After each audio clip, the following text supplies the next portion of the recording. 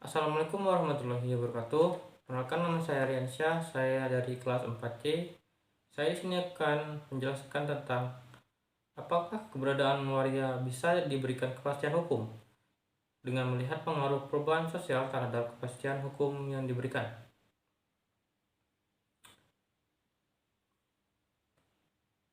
Kehidupan masyarakat Indonesia selama ini hanya dikenal dua kategori jenis kelamin, yakni laki-laki dan perempuan.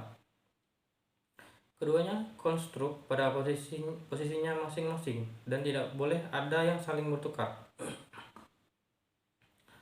Laki-laki dengan kemaskulinannya dan perempuan dengan kefeminimannya, serta keduanya diposisikan untuk berpasangan. Tidak ada tempat untuk laki-laki dengan laki-laki, perempuan dengan perempuan, dan demikian pula laki-laki dengan identitas penampilan perempuan atau sebaliknya. Masyarakat terkadang menganggap hal tersebut adalah keabnormalan yang dianggap berada di luar pola pengaturan yang sudah baku. Sebenarnya normalitas dan abnormalitas itu masih sama-sama batasnya. Kebiasaan dan sikap hidup yang dirasakan sebagai sesuatu yang normal oleh suatu kelompok terkadang dianggap abnormal oleh kelompok masyarakat lainnya.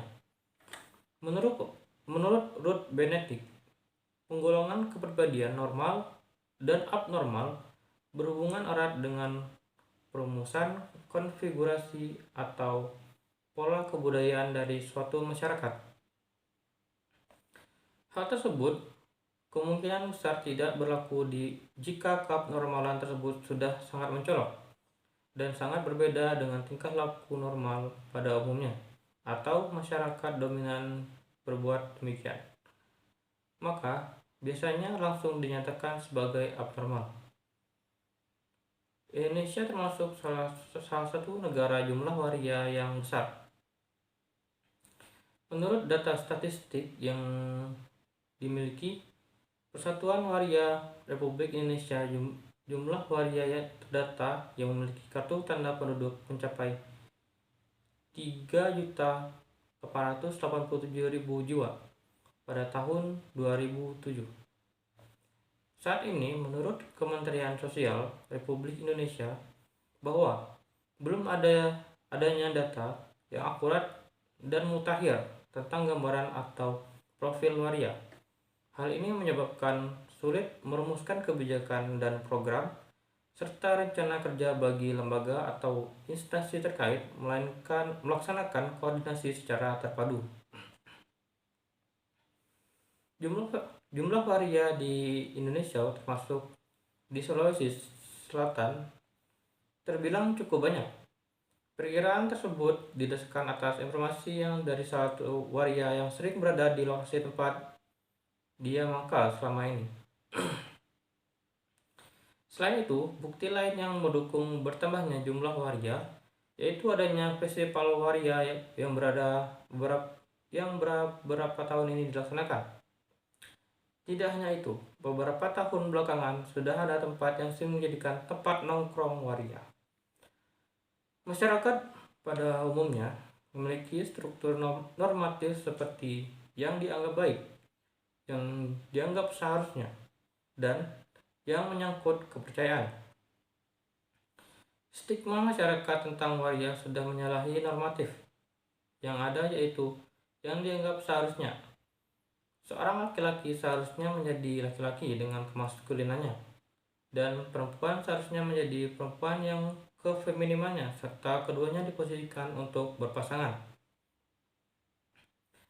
Menyangkut hal tersebut, dalam kehidupan ekonomi, sosial, dan politik, budaya, dan hukum, waria terkadang mendapat perlakuan tidak adil seperti pengucilan dan dari masyarakat atau sulitnya mengakses lapangan kerja dalam sektor formal.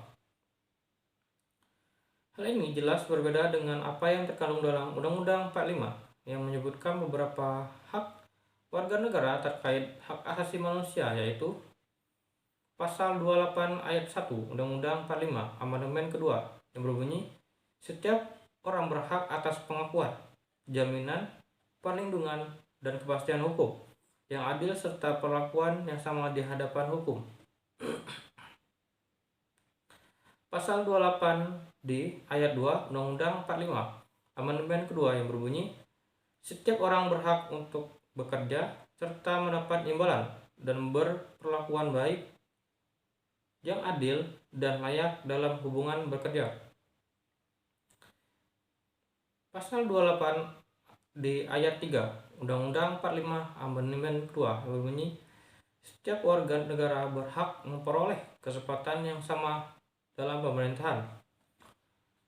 Umumnya normatif masyarakat sebagai pengatur hidup masyarakat berkembang waria yang tidak bertindak, berbuat atau menentukan sikapnya yang seharusnya masyarakat harapkan. Waria adalah korban stigmatisasi. Waria adalah bagian dari yang lain, fisik, gender, dan presensi seksual. Karena itu, menyimpang dari apa yang seharusnya masyarakat harapkan dari nilai budaya, nilai hukum, dan agama. Menurut aktivis LGBT Utomo yang dikutip dalam Kompas 2015, pandangan atau pendapat orang-orang di Indonesia terhadap homoseksual dan transgender sangat beragam. Di satu sisi, sudah ada kalangan yang dapat menerima sepenuhnya LGBT, seperti kebanyakan aktivis HAM, aktivis HIP, dan banyak pekerja media yang sekuler. Maka, dalam kenyataan sehari-hari, sebagian besar orang Indonesia dapat menerima orang yang mereka ketahui LGBT, terutama transgender, seperti waria. Tapi, di sisi yang lain pula, sebagian orang yang menentang keras keberadaan LGBT.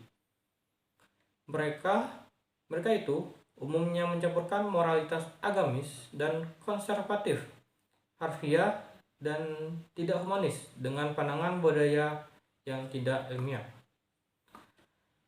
Karenanya, tidaklah mengherankan jika kemudian sebagian orang yang menunjukkan sikap berupa tanggapan negatif terhadap kehadiran LGBT, khususnya laki-laki J atau waria. Tanggapan negatif itu berupa ketakutan, kebencian, dan kemarahan terhadap kalangan LGBT. Transgender adalah orang-orang yang dengan berperilaku berbeda dengan jenis kelamin mereka secara fisik. Mereka itu adalah laki-laki yang berpenampilan perempuan, dikenal sebagai waria. Ada pula yang mengidentifikasi diri mereka sebagai heteroseksual, homoseksual, dan biseksual. Bahkan ada yang menganggap dirinya aseksual.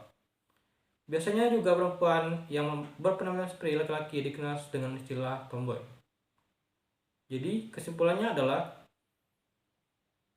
untuk memberikan kepastian hukum bagi waria diperlukannya dialog dan kerjasama antara pemerintah, masyarakat sipil, dan kelompok waria itu sendiri. Untuk menciptakan lingkungan yang lebih inklusif dan menghormati hak-hak warga negara termasuk waria, kepastian hukum bisa diberikan melalui reformasi perundang-undangan yang mengakui dan melindungi hak-hak waria, serta melalui pendidikan dan kesadaran masyarakat untuk mengurangi stigma dan diskriminasi. Sekian penjelasan dari saya. Wassalamualaikum warahmatullahi wabarakatuh.